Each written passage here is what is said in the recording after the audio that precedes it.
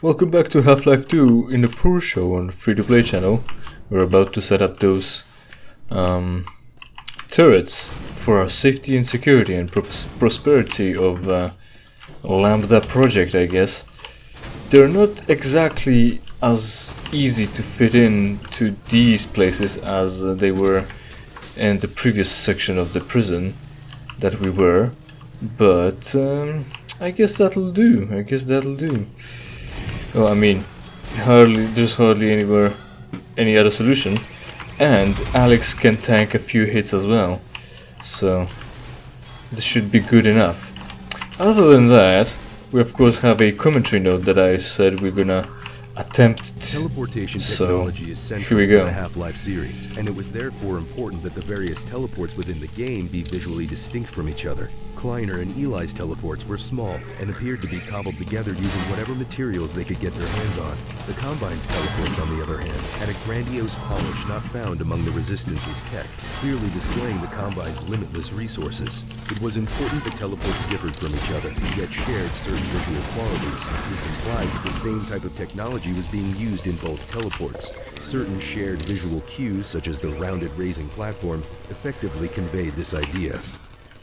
Is it effective for you that the only similar part between two teleports is this elevator? It's not really for me. I would have focused on something else, but then again, I'm not the game designer here, so I guess I'm in the wrong here.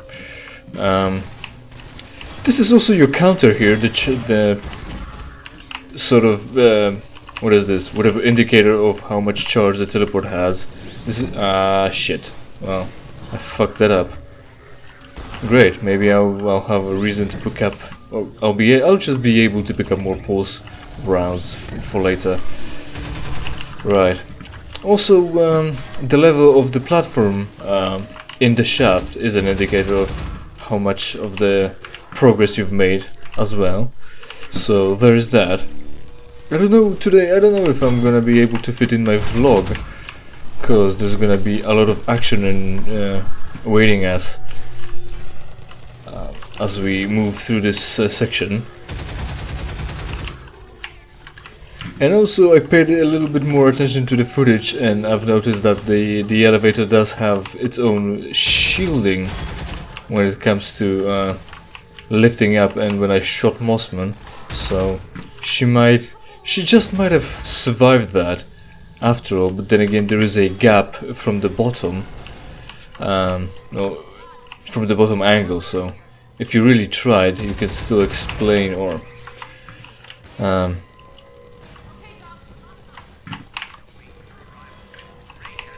pretend that you managed to kill her anyway.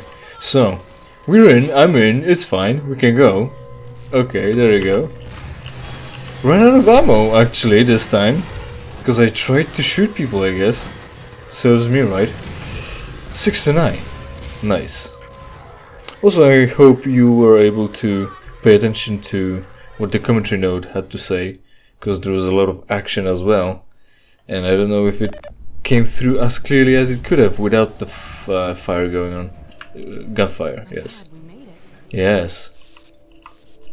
Where's Dr. Kleiner? And better yet, when? If you're wondering, you're gonna hear all about it just soon enough. And if you're in the know, then you already know. Look at him. He's not fucking about. He's got Spas 12 aimed at the inside. How did you get here? And when? What's wrong? My dear, I had given up hope of ever seeing you again. I was afraid we might not make it either. Yeah. I think the teleport exploded just as we were porting out. Indeed it did. And the repercussions were felt far and wide, but that was over a week ago. What do you mean?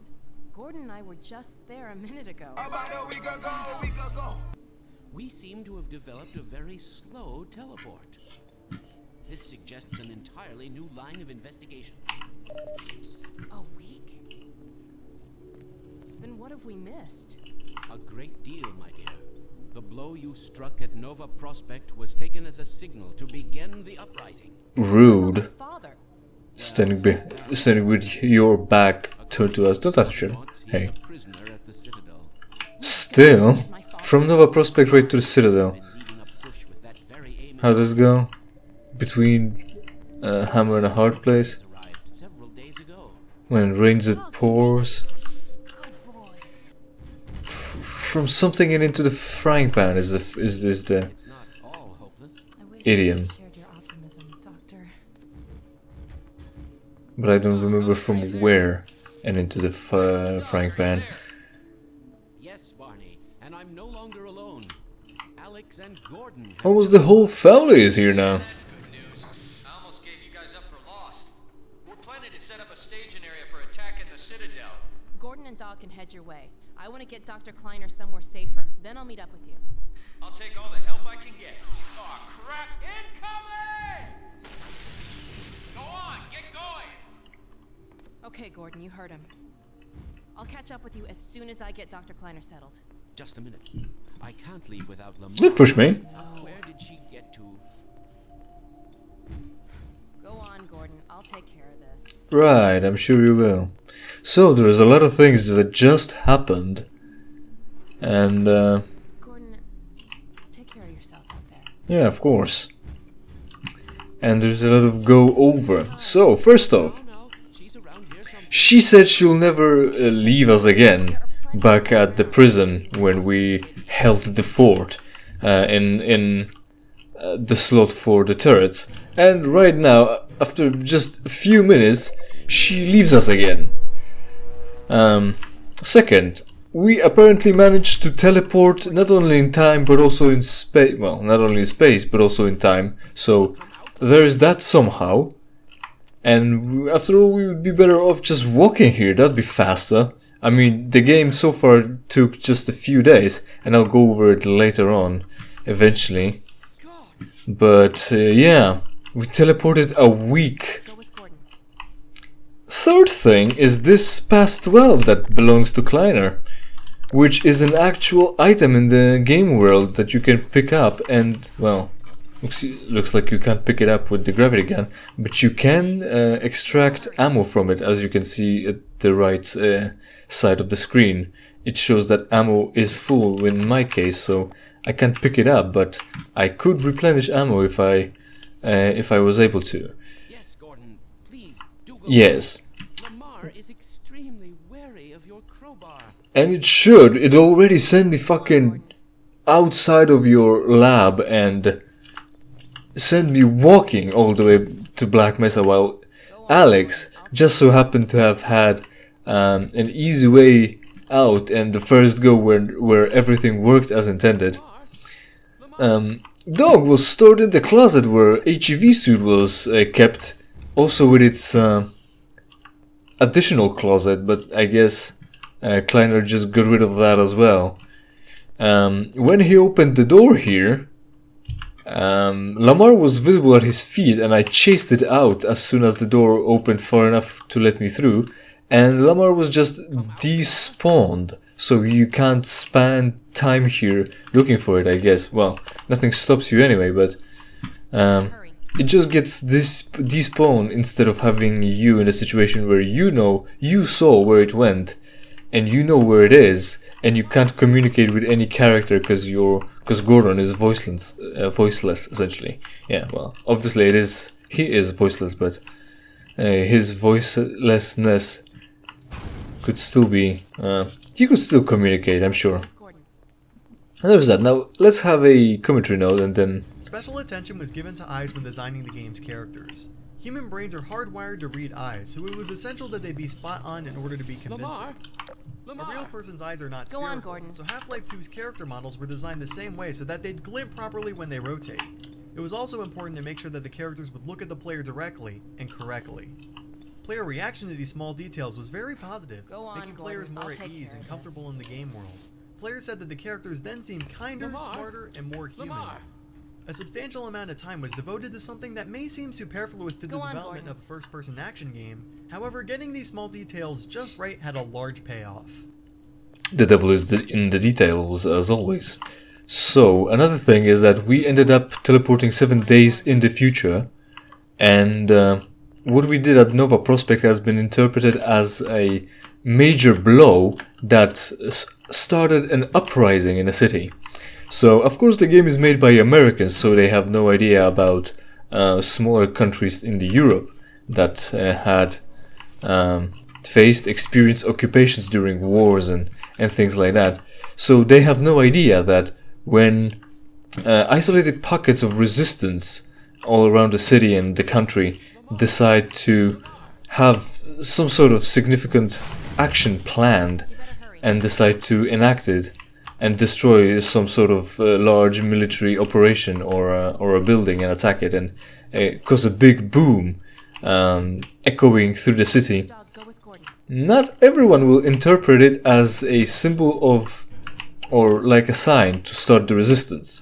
So these Americans interpret it as it worked and the whole city is now up in arms. But in Europe, where occupation actually happened and where isolated cells of resistance tried to attack vital places or symbols of oppression of the regime, people often did not recognize it as a call to arms, so it often failed. The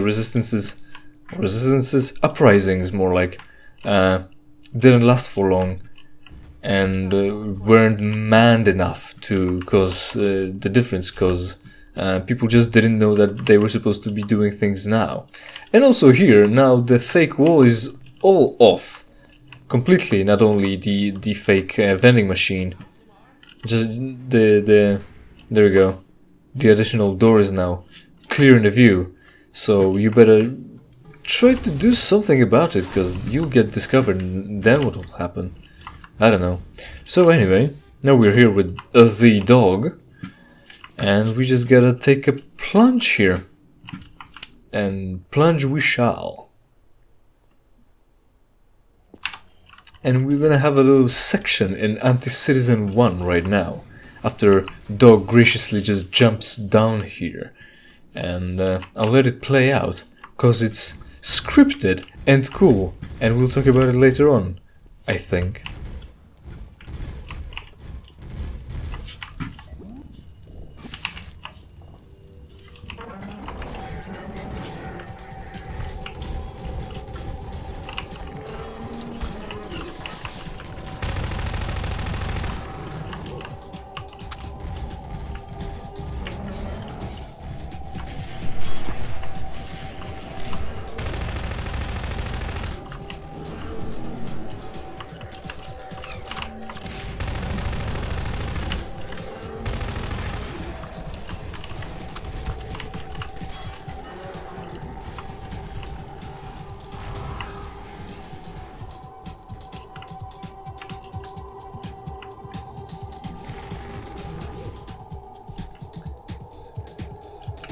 So there we have a cool introduction to Dog and his ability in the world. Not only that, he'll be able to just force open a door or a combined door and hold it for a while as I walk around and talk more about the world.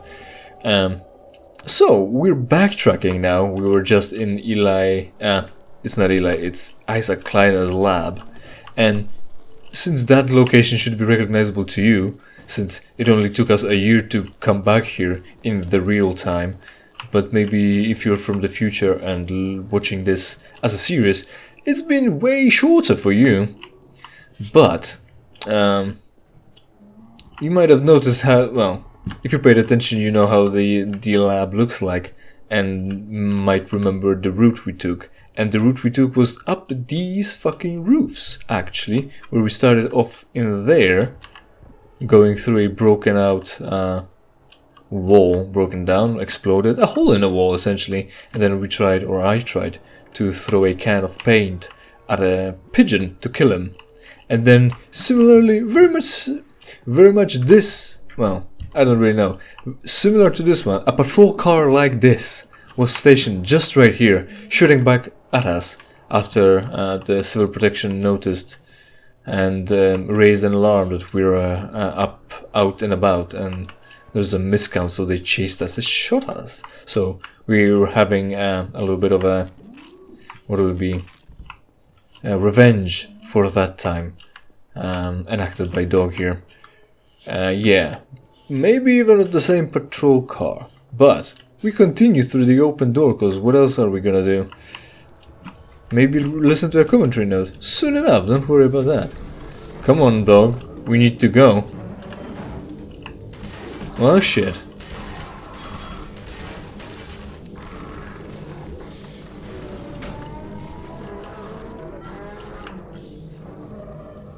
Man, and there you have it. First,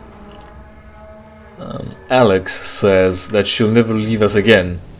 And then, just as we teleport back to Kleiner's lab, she leaves us and says, and tells Dog to keep us company. But immediately as we leave Kleiner's lab, and after 3 minutes of combat encounter, or however much time we spent here, Dogs just fucks off and we're alone again.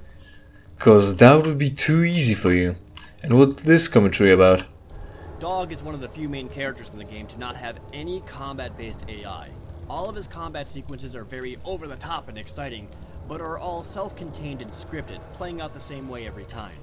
That sounds disappointing, however, it's a nice trade-off as he is then able to hurl objects through the air, rip things apart, and generally wreak havoc in a way that no one else can. Reek is the pronunciation, I'm pretty sure, of this word.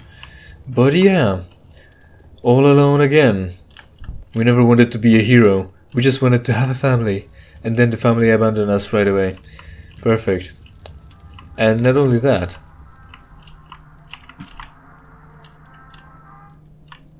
we get to hear this piece of music again, not only seeing G-Man again, but the music is called Radio, and it comes from a TV or a telebeam in a field back in a chapter about running away on the propeller boat. Remember from the storm drains and toxic muck? And if you remember this place as well, when I talked about Bianca being murdered, it might have been a year ago now. It's been a year probably, and it was probably hot as well. So we've made a full circle. We're almost done as well. Almost. There's plenty still to experience here. I mean, there's plenty of game left, is what I'm trying to say. And we're back here in this building, which we entered through here and went up to meet more of the citizens that ended up being raided. Remember that? I remember that. It's as if it was yesterday, a year ago. Right.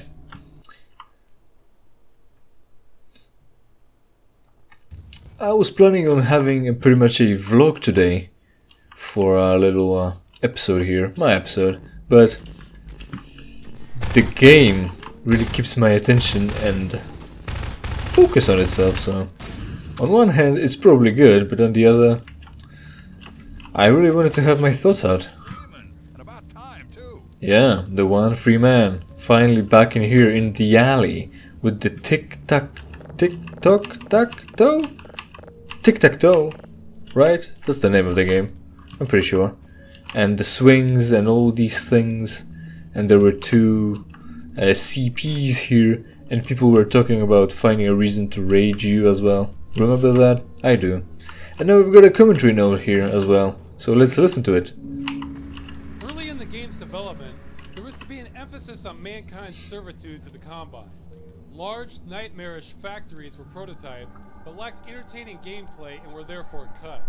At one point in the game's development, children were to be found working in such factories. But it was later decided that the citizens' reproductive cycle had been repressed for too long for any children to be left, and their absence became a minor, albeit poignant theme within the game. Yes, indeed, there isn't many children left in City 17, have you noticed? But then again, what would you do with children? They usually are not of a combatant, the main part of the game, the active participants in the action. So they're not going to be shooting the enemy, you're not going to have them in your party. They're usually not out and about in the world, so you can direct your anger and frustration and violence towards them, so they cannot be victimized. So what good would they be? What's the term would be? World building, a background, a thematic background maybe, one way or another. But then again, since there is no children, or at least they're under the watchful eye of their parents in some of these buildings, I presume, because, like I mentioned before, there's a repressive, a field that represses your reproduction system and reproduction. So that's probably good for the people who are not benefiting from social interactions right now. That is to say, they're pretty much not having any. So, if you welcomed our new Combine Overlord, maybe finally you would have welfare sex delivered to you, just like basic, some sort of, what was it called? Basic nominal income? Oh, I probably blocked the NPCs with way out. There we go. Yeah, it's like basic income for free, like welfare check. Not only would you would have free money, but you will also have free mate to have sex with, solely for the purpose of reproduction. Not sure, however, if you get to choose anything, or would it be like one-time meeting in a government office, but or if you would have to indeed bring your own before having any sexual encounters for being granted the right to reproduce. But maybe the Chads wouldn't have that ease. So here we are again at the train station where we started the game, where we exited and had the exact same Breen on the exact same screen on the exact same monolith, talking about how you have chosen or been chosen to relocate to City 17. And here we are back again. This particular area serves several purposes. First of all, it's a recognizable scene from the game's opening, yet it's currently in a far different state. This shows how much the city has changed in Gordon's absence. Secondly, the citizens tearing down the Breencast monitor clearly shows the player what he or she is fighting for.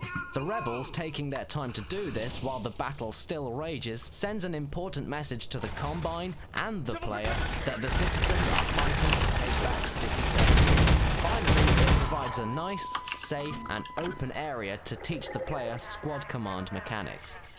Yes, indeed, we've got now a full squad of people that we can order to move over there, and that's pretty much it. Otherwise they'll just follow us and attack enemies on their own. Twice to recall your squad, there we go. So you can call them back, leave them in a place, or they'll just attack enemies on their own. Yeah, great. And just as you might have heard, we're backtracking and retracing all the familiar things. Not only are we revisiting the train station that I talked about, how there are Cyrillic like letters on the buildings as a business sign, like this, like something hotel, while on the other side you would have things in essentially Russian, and then the whole city is populated by Americans somehow, while this acts as a Middle or Eastern European city scape. And then also now we've got the moving wall, as I mentioned before, or talked about, how it came over here to repress people, I guess, or oppress them more. And not only are we visiting places, but we're also revisiting this thing. Remember also in the storm drain level where we had that buoyancy puzzle where we had to prop up a ramp.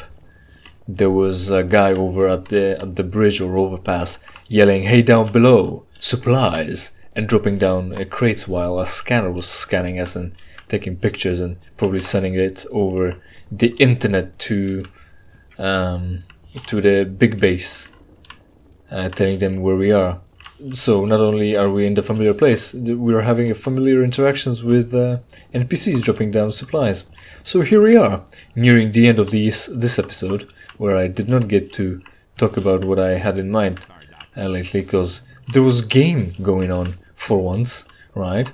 So we're going, and we're slowly gonna wind this up or wind us down, actually. Just the opposite, with another commentary When designing note. the various civilians, it was important that each person in each group have its own individual look and personality. Civilians on the coast or in City 17 needed to look unique from the resistance fighters. Since the player would be interacting with many citizen and resistance NPCs at once, it was important that the player recognize them as individuals rather than virtual clones.